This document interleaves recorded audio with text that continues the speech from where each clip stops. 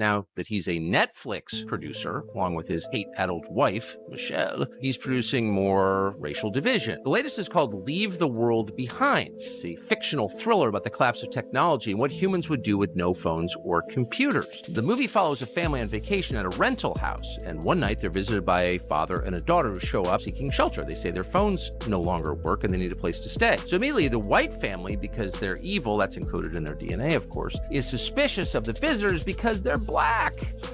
And it goes on and on and on like this. Here's a clip. I'm asking for you to remember that if the world falls apart, trust should not be doled out easily to anyone, especially white people. Can't trust white people. They're evil. This is the guy, remember, who became famous at the Democratic Convention in 2004 by telling us there is no white America, there's no black America, it's just one America. But of course, that's not really a profit model in politics, is it? So he's been stoking race hatred ever since, and the disarray around us is the result. And our latest target, as you will see in this little trailer for tomorrow's bigger piece, is Michelle Obama. Watch. Oh, man. A former first lady with her own podcast. I'm Michelle Obama. People line up for my advice. No, not her. This former first lady. I'm Megyn O. People need to hear from me. Many people don't understand. Not much is covered in the White House. It's expensive to live in the White House. We made it through. We got out alive. But what happened to me? What happened to me? No one talks about it. No. When Megyn Kelly and Tucker Carlson go after Barack Obama, it's not just a roast. It's a full-blown political demolition, executed with sniper-like precision. They skip the recycled talking points and go straight for the jugular, cutting through the polished persona to reveal the empty theatrics behind the so-called teleprompter king. If anyone thought charisma could paper over a legacy riddled with failures, they're in for a rude awakening. This takedown doesn't pull punches, it's sharp, relentless, and brutally funny. Obama never saw it coming. We're divorced. Look, these are the kinds of things that I just miss, right? So I don't even know this stuff's going on. Right. And then somebody will mention it to me and I'm all like, what are you talking about? People think that they're on the outs because they're not always in the same room together, Maureen. That's one of the most interesting moments in the 2008 campaign occurred when a man, like Obama himself, came from out of nowhere to recount his experiences with Barack Obama, the man. His name was Larry Sinclair, and he told an amazing story. He said that in 1999, he had encountered Barack Obama in Illinois, and then used. Almost adorable how Barack Obama still carries himself like the world's on edge, waiting for his next TED Talk on how to ruin a country with style. He somehow sold an entire generation on the idea that charisma could replace competence, and that a dramatic pause before speaking made his words profound. Spoiler, it didn't. It just gave everyone a moment to brace themselves for whatever. Disaster was about to be wrapped in a bow of inspiration. Hirsch piece, here's the cliff notes. Obama colludes with Nancy Pelosi and Hakeem Jeffries and Schumer. Sunday morning calls Biden and says, you're done. Kamala's gonna 25th Amendment you, and you gotta step aside. And who places the call? Obama. Obama does. So Obama calls the sitting president and tells him, you're done. Megyn Kelly can hardly contain her amusement as she watches clips of Obama speaking, wondering if she's stumbled onto a rerun of a comedy special no one asked for. She's left with questions like how a man could turn being aloof into some kind of public service. He once promised hope and change, and sure we got change, just the kind you dig out from between couch cushions after realizing your wallet's been drained by policies that turned affordable into code for completely out of reach. When he does, I was like, wait a minute. What's going on here? And he's like, I'm teasing you, right? And I was like, none of that. Because he likes to tease. Oh my God, yeah. But when me, Malia, and Sasha all of us are together, he doesn't stand a chance. We mercilessly go after him. I believe that. I have no doubt. You do, because you do it publicly whenever you can. When was the last time you said anything kind about him? Like, it's a 99-to-1 ratio in your public comments. So that's their rule. She and her daughters can tease him mercilessly, and he is not allowed to say anything. And Tucker Carlson, he's having the time of his life. To him, Obama's presidency felt like watching a TEDx motivational speaker who somehow ended up with the nuclear codes. He sees a man who toured the world apologizing for America while pretending to clean up everyone else's mess. In Tucker's view, Obama's legacy is little more than a scrapbook of soaring speeches, punctuated by economic stagnation, foreign policy disasters, and the occasional drone strike autographed, ironically, with a Nobel Peace Prize. Did you see the video of Biden at the debate in 2007 announcing that Barack Obama had an AIDS test? I know Barack got tested for AIDS. Oh, it's the funniest video ever. Biden said, well, I think, AIDS is a real problem in the African-American community. And the community's engaged in denial. And I think we should all get AIDS tests. I mean, Barack Obama had an AIDS test. I know Barack got tested for AIDS. There's a cutaway of Obama being like, I hate you. It's an important thing. Then Biden's like, which is totally good. And I think he's negative, but I mean, all men should get an AIDS. There's no shame in being tested for AIDS.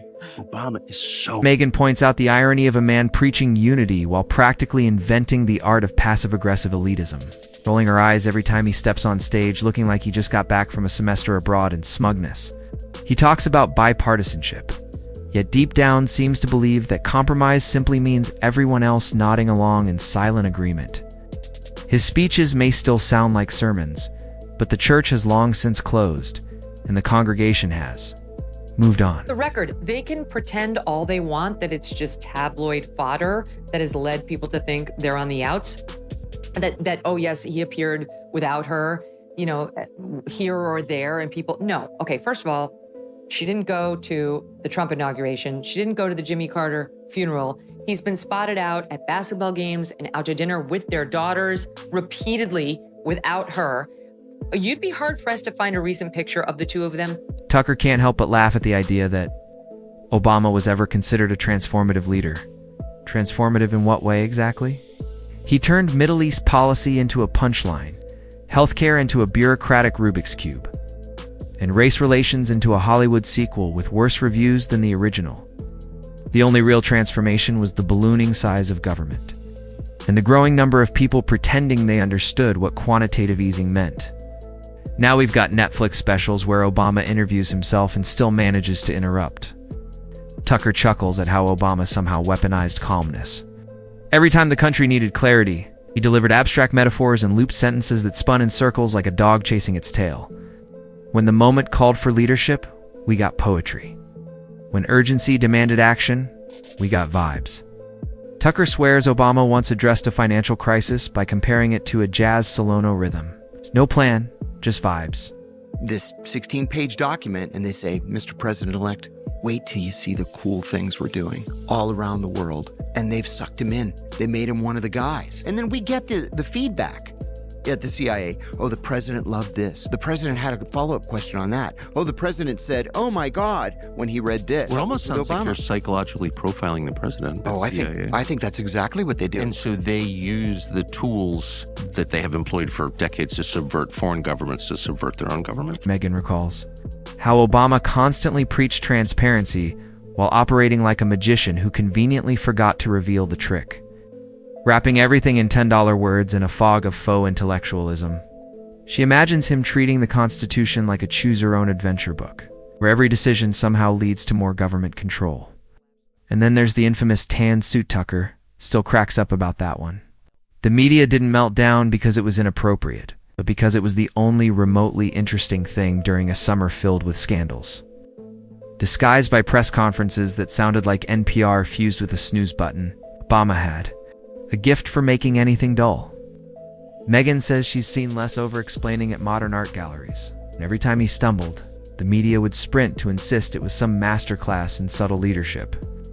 Leading from behind just became a polite way of saying he was napping through a crisis. Speaking of Barack Obama, he decided to drop a post on X today, and I thought, okay, maybe in the wake of the Pete Hegseth presser, he's going to say something like, no matter how you feel about the Iranian strike, hats off to our, boys in blue, our guys in the bombers.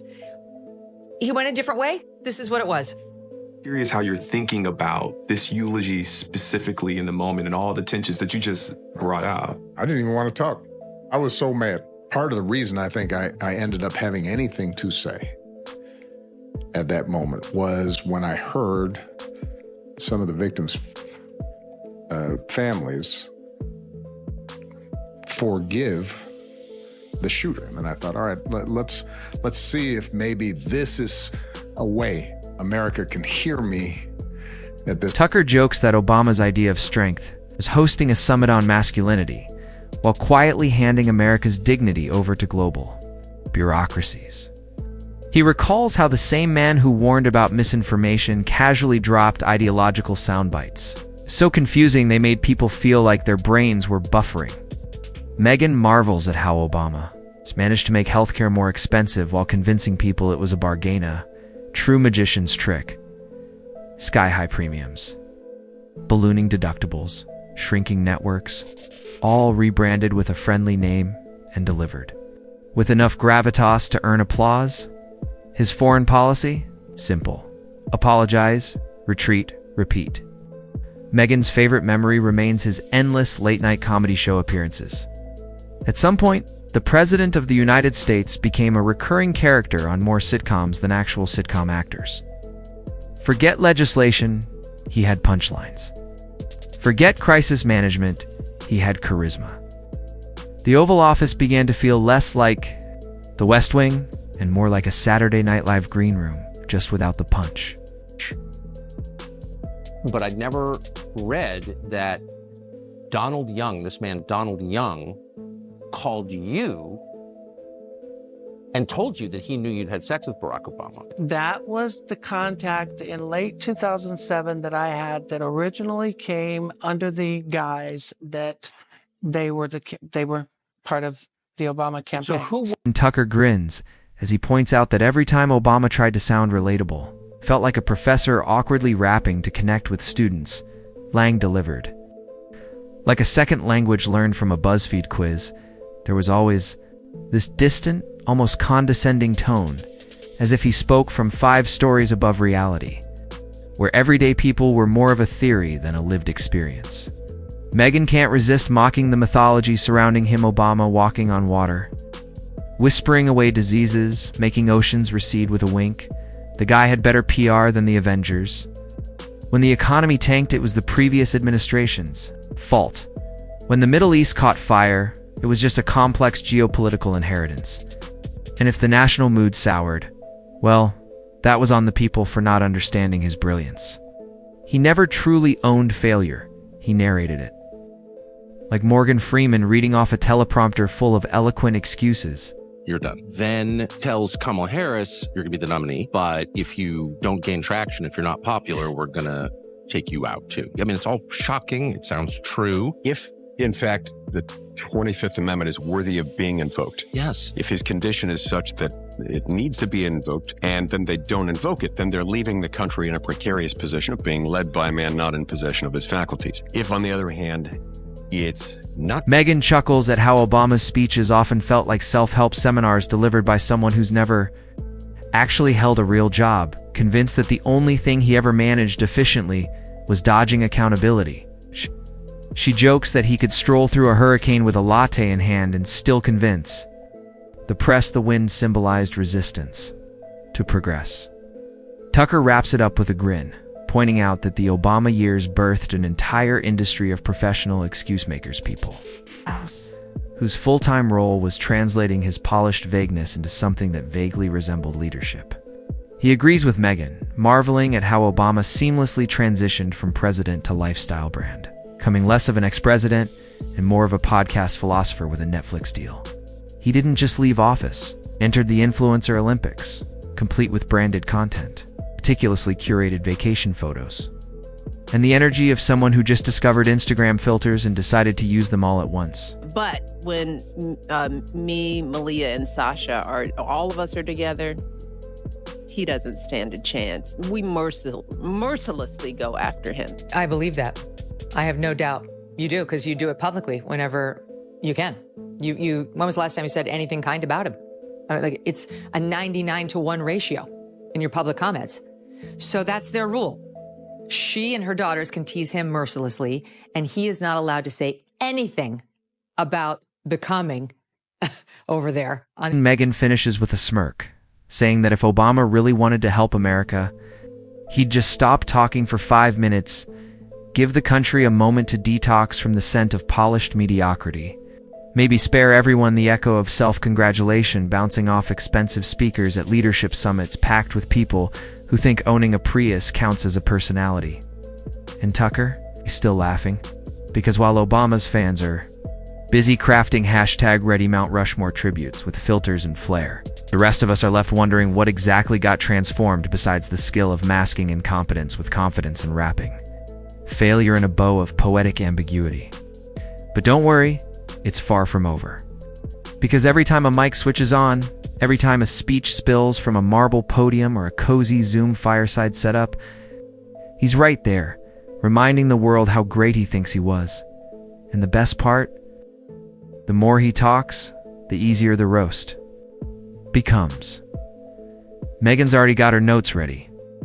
I know. How do you not stop, especially when your husband was commander-in-chief for 8 years, and think there will be people who hear this clip who have no arms and legs thanks to these wars that we fought in Iraq and Afghanistan.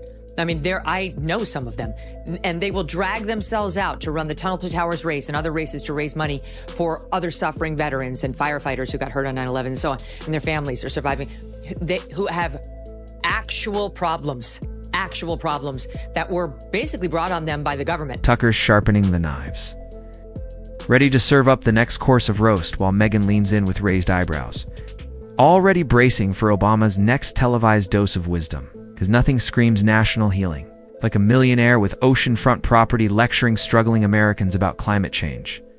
She can't help but wonder if he films those messages before or after boarding a private jet to his next book signing retreat in Martha's Vineyard, with irony so thick it could block out the very sun he claims to be saving us from.